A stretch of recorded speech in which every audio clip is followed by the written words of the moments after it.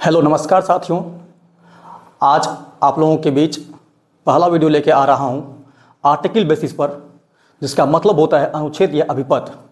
दोस्तों, आप इस चैनल को सब्सक्राइब कर लीजिए। सबसे पहले इस वीडियो को आप पूरी अच्छी तरह शुरू से अंत तक देख लें। फिर उसके बाद अगर आपको वीडियो अच्छा लगे तो आप अपने दोस्तों में शेयर जरूर करें और इस वीडियो को लाइक जरूर कर दें। दोस्तों, सबसे पहले आप लोगों को मैं यह बता दूं, एग्ज़ाम बहुत नज़दीक है। आप लोग जहां भी बैठे हुए हैं, अगर हमारी वीडियो आप तक पहुंच रही है तो आप प्लीज़ केवल वीडियो को देखेंगे नहीं, अपने कॉपी और कलम को निकाल के रखिए। जहां पे लगे कि हमें इस पॉइंट को नोट करना है, आप प्लीज़ नोट कर लेंगे। चलिए बिना देरी किए वीडियो को शुरू करते हैं। दोस्तों, आर्टिकल होता क्या है? आर्टिकल अनुच्छेद और अभिपद बोल देने से आर्टिकल मतलब हो नहीं जाता है। आर्टिकल आपके एग्जाम में 2 से 3 मार्क्स का 12th के एग्जाम में रहता है, जिसमें कि आप याद रखिएगा अनुच्छेद और अभिपद इसका हिंदी अर्थ होता है। बट आपको हिंदी याद हो ना हो इससे कोई फर्क नहीं पड़ता है। आपके एग्जाम हॉल में आपको केवल यह याद रखना है how to use article in the examination. जब आपको क्वेश्चन पेपर में आर्टिकल मिलेगा तो आप आर्टिकल बेसिस पे क्वेश्चन को डील कैसे करेंगे। तो आज इस क्लास में हम लोग यही सीखने वाले हैं। तो सबसे पहले हम आपको यहाँ पे एक शॉर्ट रूल्स के जरिए आपको सिखाने का प्रयास हम करेंगे। शॉर्ट रूल्स, आप इसको ट्रिक बोल सकते हैं, ट्रिक्स।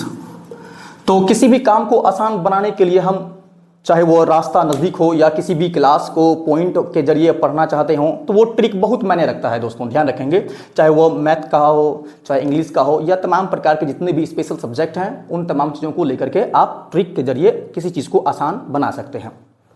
तो आर्टिकल जो होता है दोस्तों, आर्टिकल 3 तरह के होते हैं। अगर बात करें हम काइंड्स की, आर्टिकल के कितने प्रकार होते हैं, articles of kinds of articles, ये 3 होते हैं। ART लिखा हुआ है दोस्तों, पूरा यहाँ लिखा हुआ है, आप यहाँ समझ सकते हैं स्पेलिंग ऑफ आर्टिकल क्या होता है। और यहाँ पे शॉर्ट फॉर्म में लिखा गया है ART, दैट मीन्स आर्टिकल। तो आर्टिकल जो होता है वो 3 प्रकार के होते हैं। पहला number 1 A, number 2 N, number 3 the. तो दोस्तों आज आपको इस वीडियो में केवल हम आपको ये बताने वाले हैं A और N का प्रयोग किस तरह से किया जाता है। केवल हम आपको इसको छोड़ने वाले हैं, इसको आज की इस वीडियो में नहीं बताएंगे। इसका रूल्स थोड़ा सा अलग होता है। इस बेसिस पे काम करेंगे तो लंबा वीडियो हो जाएगा। जो लंबा वीडियो देखा जाता नहीं है, बच्चे लोग स्किप कर देते हैं। तो आप A और N पे फोकस करेंगे। दोस्तों A और N इन दोनों का मतलब ही एक होता है, ध्यान रखेंगे। A का मतलब भी एक और N का मतलब भी एक। तो A का प्रयोग एक के अर्थ में और N का भी प्रयोग एक के अर्थ में करेंगे। लेकिन कब एक के अर्थ में A का प्रयोग करना है और कब एक के लिए N का प्रयोग करना है, तो हम इसी चीज के बारे में बात करेंगे। आप बने रहिएगा थोड़ी देर के लिए।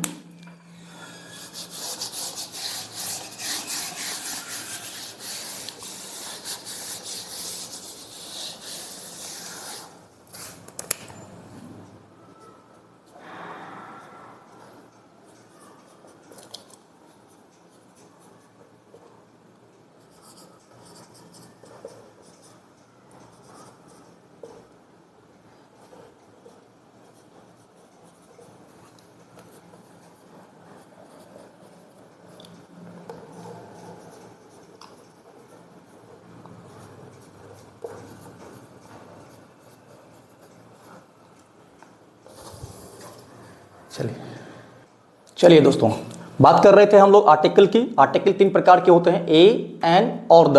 हालांकि आर्टिकल की संख्या बता रहे हैं 3 तरह के रूप में। हालांकि आर्टिकल के भेद जो होते हैं वो 2 ही प्रकार के होते हैं। अभी आपने जो देखा होगा थोड़ी देर पहले, वो काइंड्स के रूप में नहीं आता है। काइंड्स के रूप में 2 ही आते हैं, डेफिनिट और इनडेफिनिट। डेफिनिट और इनडेफिनिट काइंड्स ऑफ आर्टिकल जो होते हैं वो 2 ही तरह के होते हैं, डेफिनिट और इनडेफिनिट। आप उस पर ध्यान मत दीजिएगा कि 3 जो लिखाया गया है वो संख्या है। A, N, द जो मैंने बताया आप लोगों के बीच में भी, वो टाइप्स नहीं है, वो काइंड्स नहीं है, टाइप्स को ही काइंड्स कहते हैं, जिसका हिंदी अर्थ भेद या प्रकार होता है, वो संख्या है। तो हम लोग उसी पे काम कर रहे थे, इस कारण से आपको हम बता रहे थे कि ए और एन और द जो होता है ये आर्टिकल है, हालांकि आर्टिकल ही है लेकिन आर्टिकल का भेद नहीं है, ये संख्या है। अगर भेद की बात अगर करें हम लोग तो आर्टिकल दो ही तरह के होते हैं, एक होता है आपका नंबर 1 डेफिनिट, दूसरा होता है इनडेफिनिट। तो जिसमें कि अभी आप इस पे फोकस कीजिएगा दोस्तों, क्योंकि ए मतलब और अ जो होता है ये पॉइंट अलग की बात हो रही है। अ से लेकर के अह तक के अंदर में जो भी आते हैं उसे वावेल साउंड कहा जाता है, और जो क से लेकर के ज्यों तक आता है उसे कॉन्सोनेंट साउंड कहते हैं दोस्तों। तो यहाँ पे इस बात को सीखना है, अगर कोई साउंड हमारा VS होता है, VS मीन्स वावेल साउंड, तो वो एन लेता है, और वहीं अगर कोई साउंड हमारा CS होता है दैट मीन्स कॉन्सोनेंट साउंड, तो वो ए लेता है। तो यही चीज आपको ध्यान में रखना है, जब आपको एन का प्रयोग करना पड़े तो आप ध्यान देंगे साउंड पर, ना कि लेटर पर। किसी भी याद रखिएगा ए और एन का प्रयोग जब भी हम लोग करते हैं तो वो किसी भी नाउन के पहले करते हैं, और नाउन भी कई प्रकार के होते हैं। इस वीडियो में केवल हम थोड़ा सा इसके बारे में आपको रिव्यू देना चाहेंगे कि नाउन जो होते हैं ना वो कई प्रकार के होते हैं, बट ए और एन का प्रयोग जो होता है वो गिनती में अगर एक होगा उसके पहले ही आपको ए लगाना है और उसके पहले ही आपको एन लगाना है। अभी यहाँ हम क्लियर कर चुके हैं कि ए का प्रयोग कहाँ करना है और एन का प्रयोग कहाँ करना है। तो ए का प्रयोग आप कॉन्सोनेंट साउंड के लिए करेंगे और एन का प्रयोग वॉवेल साउंड के लिए करेंगे। तो लेटर जब भी होगा तो लेटर के हिसाब से आर्टिकल ए और एन का प्रयोग नहीं होता है। लेटर के हिसाब से ए और एन का प्रयोग कभी भी आप ए और एन का प्रयोग नहीं करेंगे। हम जानते हैं कि वावेल 5 होते हैं, कॉन्सोनेंट 21 होते हैं, तो 21 5 टोटल मिला के 26 होते हैं। तो लेटर जब भी मिलेगा वावेल लेटर तो आपको ए और एन का प्रयोग नहीं करना है, या फिर कॉन्सोनेंट लेटर मिलेगा तो ए नहीं करना है। हमें ए और एन का प्रयोग लेटर के अनुसार नहीं करना होता है, लेटर के हिसाब से कभी मत करना। ए और एन का प्रयोग वावेल साउंड अगर हो तो एन का प्रयोग, और कॉन्सोनेंट साउंड हो तो ए का प्रयोग। जस्ट लाइक एग्जाम्पल अगर देंगे हम लोग तो देखिए, डैश पेन, डैश पेन, तो पेन का पहला अक्षर पी है, तो पी पेन। अगर बोला जाए तो पॉन, दैट मीन्स पॉन नहीं हो सकता है यहाँ पे। अगर हम पेन पीन पेन का साउंड के हिसाब से अगर देखा जाए तो साउंड के हिसाब से इसको हम पेन बोलेंगे। हो सकता है इसको पिन भी बोल सकते हैं, क्योंकि डबल ई और सिंगल ई कभी कभी दीर्घिकार का भी मात्रा लेता है दोस्तों, इसलिए इस पे थोड़ा ध्यान देना है।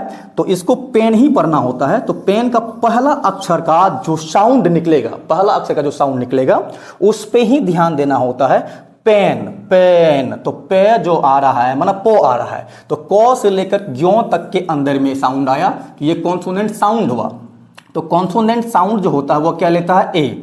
यहाँ पे ए का प्रयोग कर लेंगे, इस ऐसा इसलिए नहीं कि पी कॉन्सोनेंट था इस कारण से यहाँ ए लग गया, जी नहीं, पी मना प हो रहा है इस कारण से यहाँ पे कॉन्सोनेंट साउंड के अंदर में आया, तो यहाँ पे ए का प्रयोग हो गया। अगर कॉन्सोनेंट साउंड के हिसाब से और वॉवेल साउंड के हिसाब से आप नहीं लगाते हैं ए और एन का प्रयोग तो शायद वह गलत भी हो सकता है, इसलिए क्योंकि लेटर के हिसाब से नहीं होता है। लेटर के हिसाब से अगर करते हैं तो लेटर के हिसाब से वह चाहे ए हो चाहे वह एन हो, वह कभी भी आपका सही नहीं होगा, सही कहें तो राइट नहीं होगा।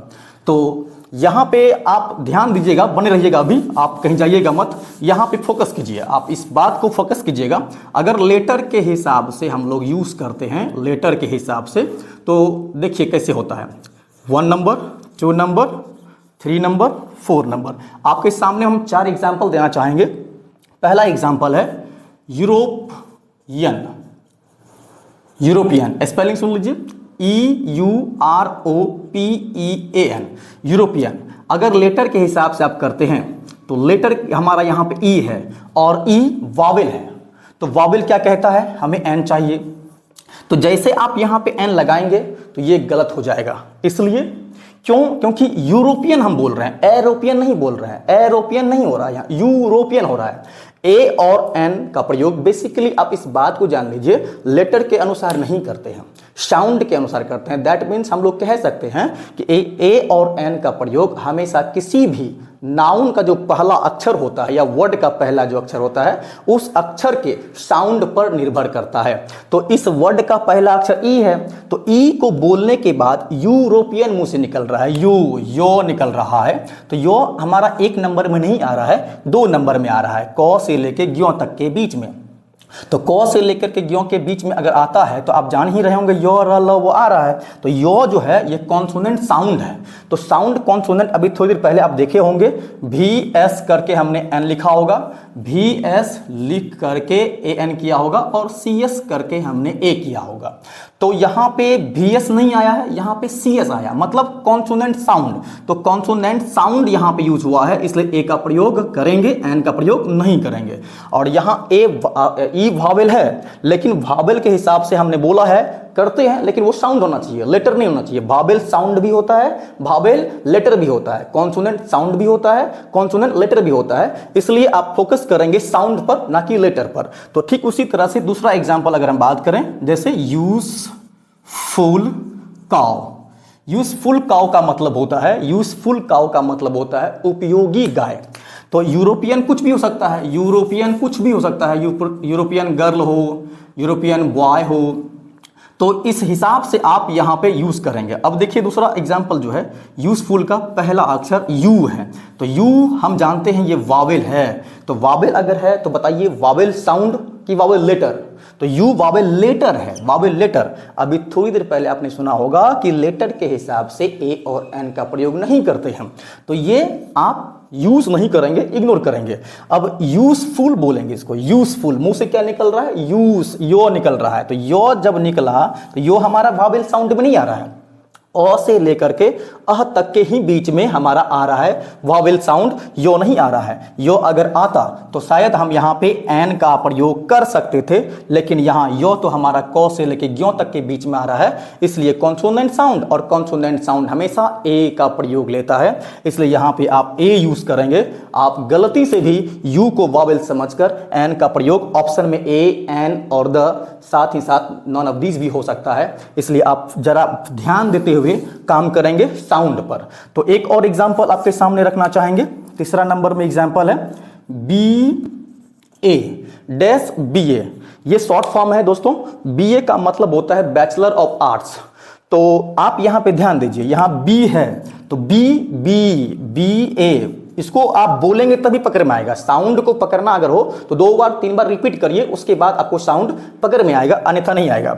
इसलिए बी ए बोलने के लिए पहला अक्षर हमारा बी है। तो बी जो बोल रहा जा रहा है तो वो बी, बॉ निकल रहा है साउंड। बॉ किस में है?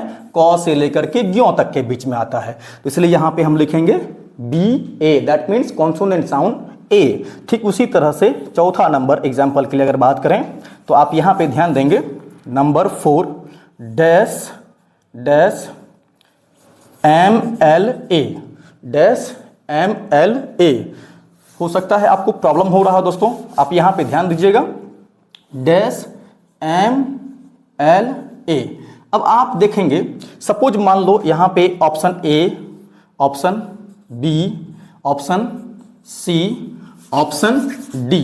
ऑप्शन डी में है नो, तो ऑप्शन ए में ए है, ऑप्शन बी में एन है, ऑप्शन सी में द है, ऑप्शन डी में नो है। तो अधिकतर बच्चे इस एम एल ए के पहले हमारे अनुसार वो कहीं ना कहीं ए लगाएगा। क्यों? क्योंकि वो सोच रहा होगा कि एम एल ए का तो पहला अक्षर एम है, एम तो साउंड नहीं हो रहा है, लेटर हो रहा है। तो आप शुरू से पढ़ते यही आ रहे हैं, आपके टीचर भी यही बताते हुए आ रहे हैं कि कॉन्सोनेंट ए लेता है, वावेल एन लेता है। बात सही है, कुछ देर के लिए सही हो सकता है, लेकिन आपके टीचर उस वक्त ये बताना भूल गए होंगे कि लेटर के हिसाब से ए और एन का प्रयोग नहीं होता है। लेटर हमेशा याद रखेंगे ए और एन नहीं लेता है, साउंड लेता है। इसलिए एम एल ए अगर बोलते हैं तो एम एल ए, तो पहला अक्षर का ही साउंड देखना है, सबको नहीं देखना है। बाद में क्या है उससे कोई मतलब ही नहीं है, आप केवल वर्ड का फर्स्ट लेटर देखेंगे। फर्स्ट लेटर हमारा एम है तो एम बोलिए, एम एम एम, तो पहला ही लेना है, ए निकला। तो ए आई ओ आउट, ए जो आ रहा है हमारा शायद 2 नंबर में नहीं आ रहा है, 2 नंबर में नहीं आ रहा है, 1 नंबर में आ रहा है, अ से लेकर के अ तक के बीच में। तो इसलिए ये ए जो है, ए हमारा वावेल साउंड में आता है। तो वावेल साउंड हमेशा एन, कॉन्सोनेंट साउंड हमेशा ए, इसलिए यहां एम कॉन्सोनेंट लेटर होने के बाद भी हमारा ए नहीं होगा, एन होगा। शायद उम्मीद करते हैं कि आपको ये ए और एन समझ में आ रहा होगा। आज के इस वीडियो में इतना ही, मिलेंगे अगले वीडियो में इसी टॉपिक को लेकर के। तब तक के लिए नमस्कार, जय हिंद, जय भारत।